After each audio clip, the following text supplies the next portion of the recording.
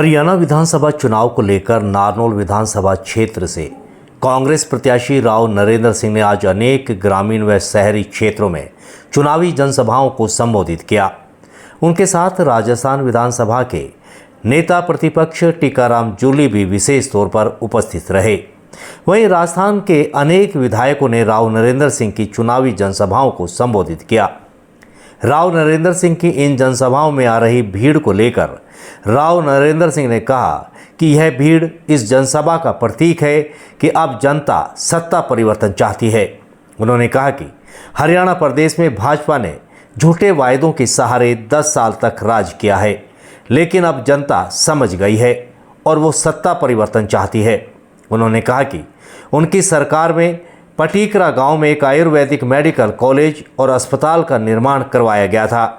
Medical college में डॉक्टरों के लिए 100 सीटों का प्रावधान किया गया था, जबकि भाजपा ने इसे घटाकर मात्र 30 सीट तक सिमटा दिया है। उन्होंने कहा कि लोग आज कांग्रेस को लाना चाहते हैं ताकि हरियाणा के हालात बदल सकें। देखिए, हरियाणा में पिछले 10 वर्षों से बीजेपी के कुशासन से हर वर्ग दुखी है। किसान, कर्मचारी, व्यापारी, बेरोजगार नौजवान और हमारा दलित और पिछड़ा वर्ग सभी मौजूदा शासन से दुखी है, क्योंकि इस बीजेपी ने जो वायदे किए, कोई भी वायदा इनका पूरा नहीं हो पाया। हरियाणा जो नंबर 1 हुआ करता था, अगर आज नंबर 1 है तो अपराध में है, भ्रष्टाचार में है, विकास नहीं होने के अंदर नंबर 1 है।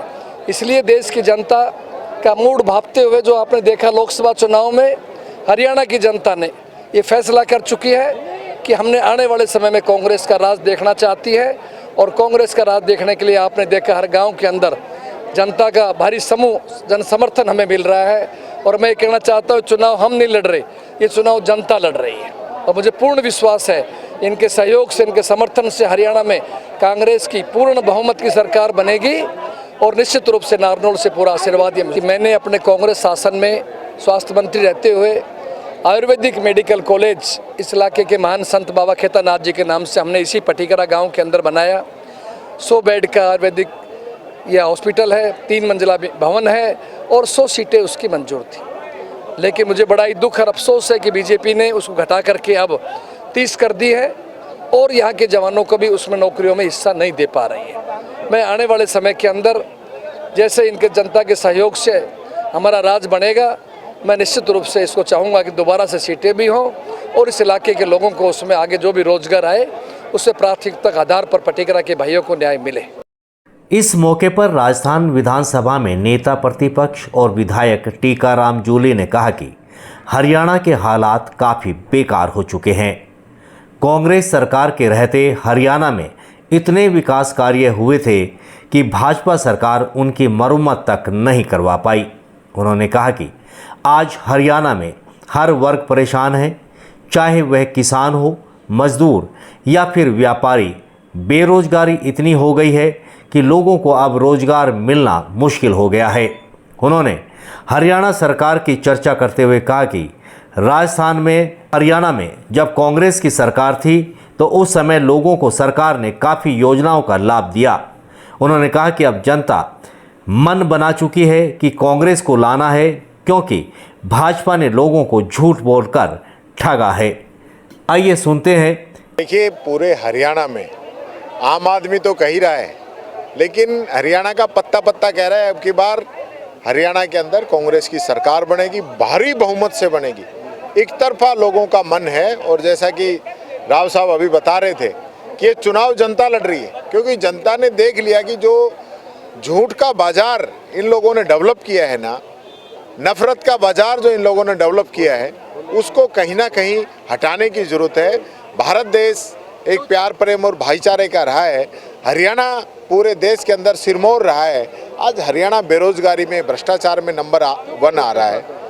मैं बता रहा हूँ ना, यहाँ बेरोजगारी में नंबर 1 है हरियाणा। लोग रोजगार चाहते हैं। पहलवानों का जितना अपमान हरियाणा में और दिल्ली की सरकार में कभी आज तक नहीं हुआ। किसानों पे जितनी लाठीचार्ज 1000 किसानों की जान इस सरकार ने ली है, जिसमें हरियाणा सरकार और केंद्र सरकार दोनों की सहमति थी, उसका जवाब तो जनता को देना पड़ेगा ना। आज जो हालात पैदा कर दिए, युवा खुदकुशी करने के कगार पे हैं, किसान खुदकुशी कर रहे हैं और देश के अंदर जीडीपी जो है वो लगातार गिरती जा रही है, बेरोजगारी दर बढ़ती जा रही है। जो हरियाणा और केंद्र का जो गठबंधन है ना, उस गठबंधन ने हरियाणा की कमर तोड़ दी। इसलिए आज जरूरी है हरियाणा के अंदर कांग्रेस की सरकार बनाई जाए। पहले हुड्डा साहब के नेतृत्व में जब सरकार थी कांग्रेस की, जबरदस्त काम उस समय हुए थे और आने वाले समय में जब कांग्रेस की सरकार बनेगी, ऐतिहासिक काम यहाँ पे होंगे। आज हमारा जो मैनिफेस्टो है, गरीबों को हम प्लाट देने की बात कर रहे हैं, 6000 रुपये हम पेंशन देने की बात कर रहे हैं, हमारी माताएं बहनों को हम 2100 रुपये की देने की बात कर रहे हैं, 3.5 लाख रुपए घर के भी हम दे रहे हैं, कोई कमी नहीं छोड़ रहे। युवाओं के लिए 2 लाख भर्तियां जो पेंडिंग पड़ी हैं उनको भी देने का काम हम करेंगे। इसलिए हरियाणा के अंदर अब की बार कांग्रेस की सरकार आएगी।